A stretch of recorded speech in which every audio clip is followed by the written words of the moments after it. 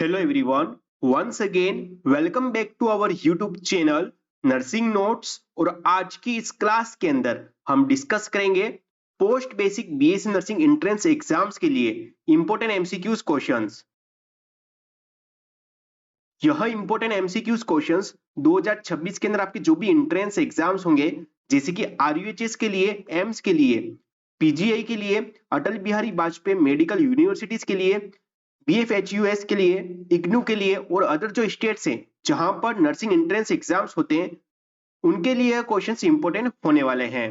तो first question है इसके अंदर, अ pregnant woman develops painless bright red bleeding in the third trimester, which condition is most likely responsible. यानी कि एक प्रेग्नेंट वुमन है, थर्ड ट्राइमेस्टर के अंदर पेनलेस ब्राइट रेड ब्लीडिंग हो रही है, तो उसको क्या कहेंगे? Option A abruptio placenta, option B placenta previa, option C ectopic pregnancy and option D molar pregnancy. तो यहां पर हमारा राइट आंसर है ऑप्शन बी प्लेसेंटा प्रीविया। यानी कि थर्ड ट्राइमेस्टर के अंदर पेनलेस ब्राइट रेड ब्लीडिंग होगी, तो उसको क्या कहेंगे? Placenta previa. तो यहां पर हमारा राइट आंसर है ऑप्शन बी। नेक्स्ट वन है question number second, a woman has severe abdominal pain with bleeding and rigid tenders uterus. Which obstetric emergency should be nurse suspect? Option A placenta previa, option B hydatidiform mole, option C abruptio placenta and option D pre-rupture of membrane. तो यहां पर हमारा right answer है option C abruptio placenta। यानी कि एक pregnant woman है, यदि उसको एब्डोमिनल पेन हो रहा है और ब्लीडिंग भी हो रही है, ब्लीडिंग विद द पेन, ठीक है, सीवियर पेन हो रहा है और रिजिड टेंडर्स यूट्रस हो रहा है, तो उस कंडीशन को क्या कहेंगे? Abruptio placenta. तो यहां पर हमारा राइट आंसर ऑप्शन सी।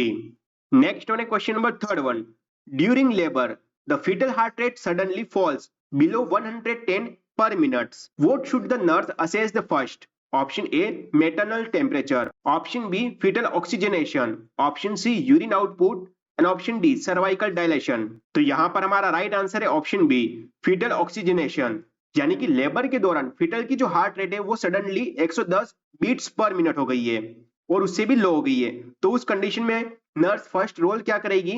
तो फीटल ऑक्सीजनेशन। तो यहां पर हमारा right answer option B. Next one है question number fourth one, a postpartum woman has heavy bleeding and soft boggy uterus, which intervention is a priority.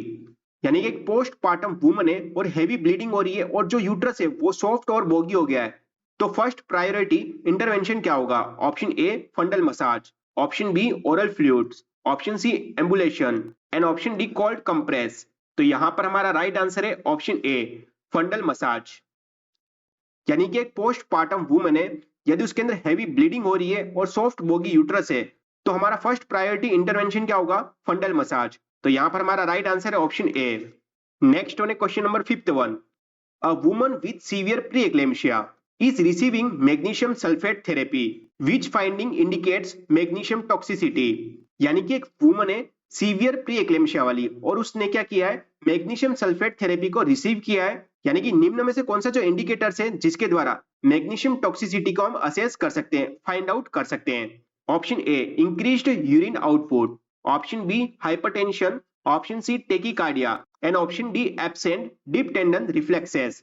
तो यहां पर हमारा राइट आंसर है option D absent deep tendon reflexes. तो यहां पर हमारा राइट आंसर होगा ऑप्शन डी। नेक्स्ट वन है question number 6-1, a patient with left sided heart failure develops increasing breathlessness and crackles, which complication is the nurse most concerned about? Option A pulmonary edema ascites, option C peripheral neuropathy and option D renal stone। तो यहां पर हमारा right answer है option ए pulmonary oedema. यदि left sided heart failure है तो सबसे ज्यादा चांसेस क्या होते हैं? पल्मोनरी एडिमा होने के। तो यहां पर हमारा right answer option A. Next one है question number 7, a patient suddenly develops facial dropping, slurred speech and weakness of one arm, which condition should the nurse suspect immediately? यानी कि एक पेशेंट के सडनली फेशियल ड्रॉपिंग हो गया है और slurred speech भी आ रही है और वन साइड जो आर्म है वो वीकनेस हो गया है, तो इस कंडीशन को क्या कहेंगे? Option A epilepsy, option B stroke, option C meningitis and option D migraine. तो यहां पर हमारा राइट आंसर है ऑप्शन बी स्ट्रोक, यानी कि सेरिब्रोवास्कुलर एक्सीडेंट। इसके अंदर क्या होगा? बी फास्ट साइन होता है, बी फास्ट, वो हम इसके अंदर देखते हैं। बी का मतलब क्या होता है बैलेंस, ई का मतलब क्या होता है आई, नेक्स्ट वन है एफ, एफ यानी कि फेस ड्रॉपिंग, नेक्स्ट वन है ए यानी कि क्या होता है आर्म वीकनेस, एस यानी कि क्या होता है स्लर्ड स्पीच, एंड टी यानी क्या होता है टाइम, स्ट्रोक वाले पेशेंट के अंदर। तो इसके अंदर मेनली 3 साइन दे रखे हैं, फेस ड्रॉपिंग, स्लर्ड स्पीच और वीकनेस ऑफ वन आर्म। तो ये कंडीशन किसके अंदर देखने को मिलेगी, तो स्ट्रोक के अंदर यानी कि सेरिब्रोवास्कुलर एक्सीडेंट के अंदर। तो यहां पर हमारा राइट आंसर है ऑप्शन बी। नेक्स्ट वन है question number 8.1, a patient with COPD has chronic CO2 retention and receiving excessive oxygen. What complication can occurs due to uncontrolled oxygen administration? Option A, respiration depression. Option B, hypoglycemia. Option C, bradycardia. And option D, hemorrhage. तो यहाँ पर हमारा right answer है option ए, respiratory depression.